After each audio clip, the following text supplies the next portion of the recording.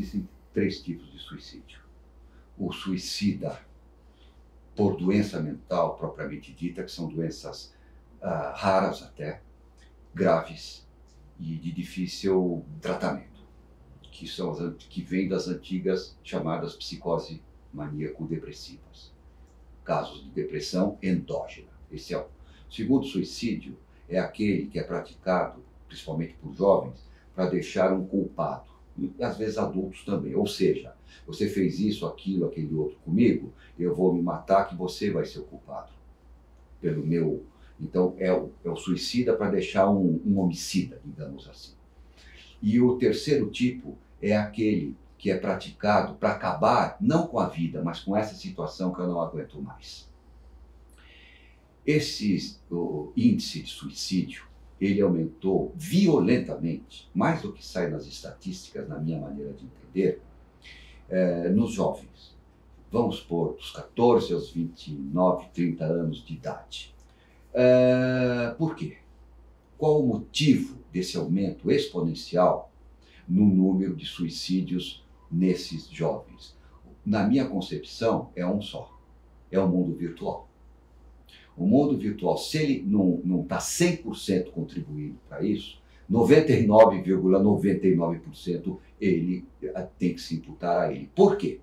No mundo virtual, que é o mundo dos jovens, entre os 13 e os 30 anos de idade, o que acontece? Existe a tal da imagem virtual. Aquilo que eu posto, a minha forma bonita de ser, rico, poderoso, bem socialmente, etc. Essa é a imagem virtual, mas existe a imagem real, que é outra completamente diferente. E não é só isso.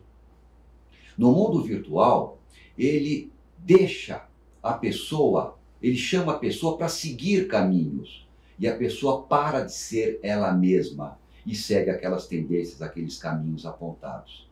No mundo virtual, é um mundo no qual as pessoas, elas estão sempre na liderança, são sempre...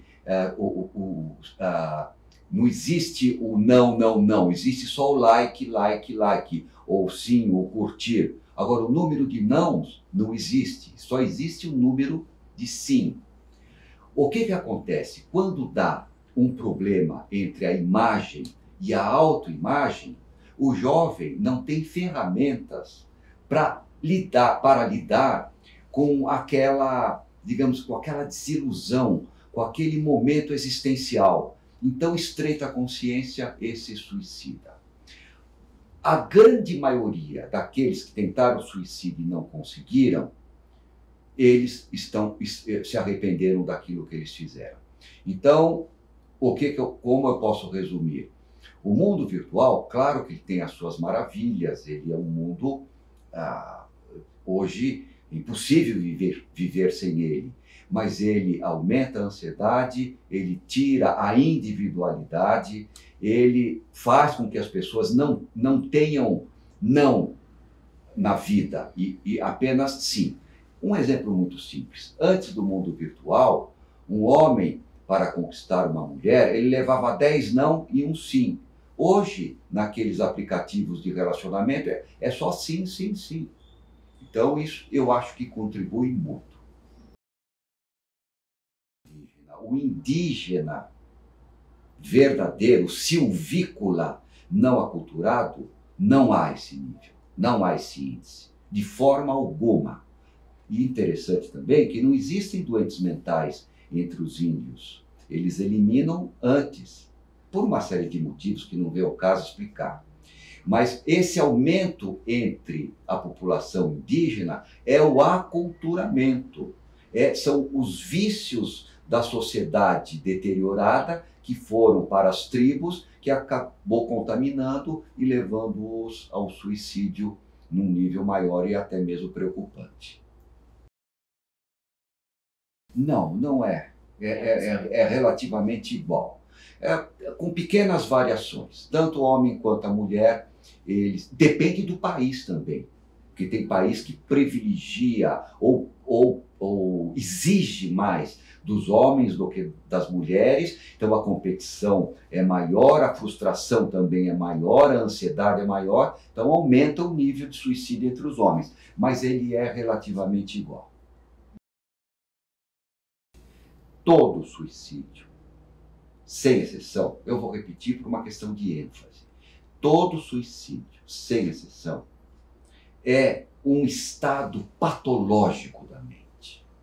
É um estado de doença mental. Sabe por quê? Nós temos, todos os seres humanos, e até todos os seres animais, no reino animal, existe um instinto primordial, que é o instinto de preservação.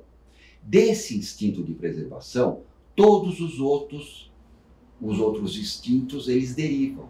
Por exemplo, o sexual, para reproduzir e a espécie caminhar. O gregário, a união faz a força. O de amamentação, se não comer, morre.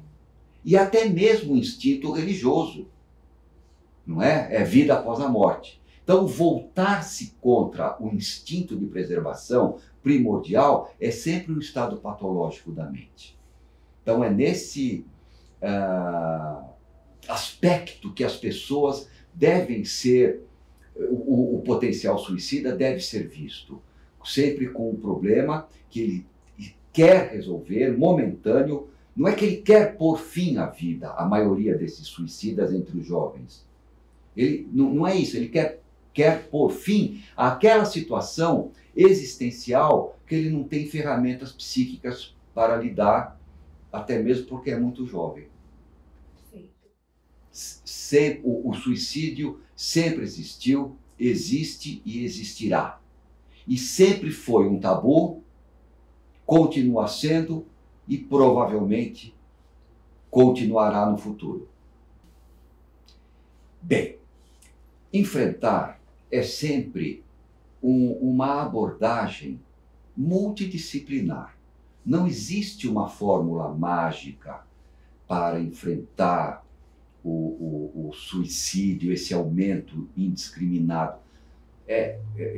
Logo no começo nós estávamos falando da imensa exposição ao mundo virtual, que é causador de ansiedade, de frustrações, de problemas entre a imagem e a autoimagem. Então, isto seria um ponto a ser abordado. O segundo ponto são as terapias, hoje em dia, que me parecem um pouco desfocadas. Hoje, como que se aborda o potencial suicida? Normalmente com remédio. Tá certo? Na minha concepção, na maioria das vezes, não. O que o suicida precisa é de uma compreensão.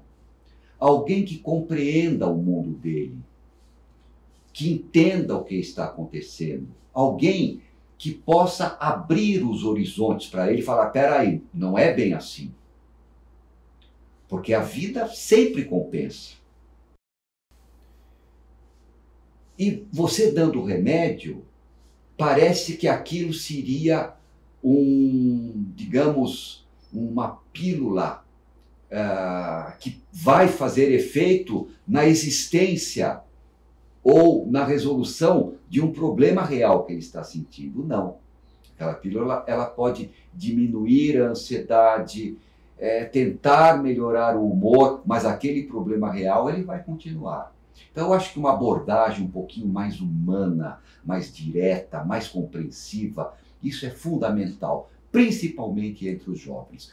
Os pais devem ficar alertas quando tem um filho dando sinais, ou falando, ou enfim, comentando, ou mostrando um estado depressivo. Então é preciso ficar alerta a isso. O suicida sempre dá sinais. Todo suicida, ou a grande e absoluta maioria, ele dá sinais. Ele já vem dizendo, ele já vem com ameaças de se autoexterminar, ele às vezes mostra o desespero diante dos fatos da vida. Então, nunca é algo que estreita completamente a consciência e faz. Quando isso ocorre, normalmente é aquele segundo tipo de suicídio que nós estávamos comentando. Qual seja, eu me mato para deixar um assassino. Você fez isto, aquilo, aquele outro comigo, então eu vou me matar e você vai ser a culpada. Então, isso pode acontecer no estreitamento de consciência e um ato, às vezes, até em curto-circuito, rápido. Mas são tipos específicos de condutas suicidas. O papel do médico psiquiatra de hoje em dia, ele me preocupa um pouco. Que o médico psiquiatra virou um psicofarmacologista, ou seja, alguém que receita remédio. Você, por exemplo, morreu o cachorro na sua casa, você tem que estar triste. E se você vai ao neopsiquiatra, principalmente esses que estão aí quase que recém-formados, ou formados nessas novas faculdades de medicina, que não se sabe qual é o critério padrão de ensino, principalmente nessas cadeiras básicas, entre elas a psiquiatria. Então está arriscado a sair de lá com receita de antidepressivo. Apenas para ilustrar o que eu estou dizendo a você, hoje se vende mais antidepressivo do que hipoglosso. Então alguma coisa está errada. Hoje se dá antidepressivo para crianças ou adolescentes de 14 anos de idade e para pessoas idosas com mais de 90. A mesma droga na mesma posologia. Então, certamente algo está errado. Essa abordagem psicofarmacológica, ela é complexa.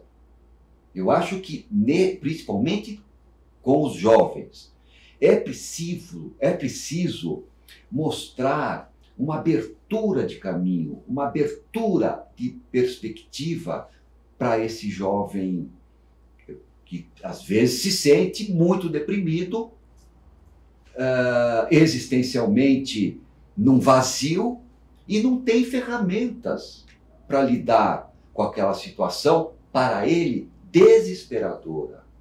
Ele não quer pôr fim à vida dele. Ele quer pôr fim àquela situação que ele não está sabendo lidar. Então, o que é preciso? Dar ferramentas para que ele possa consertar aquela situação que ele não está conseguindo.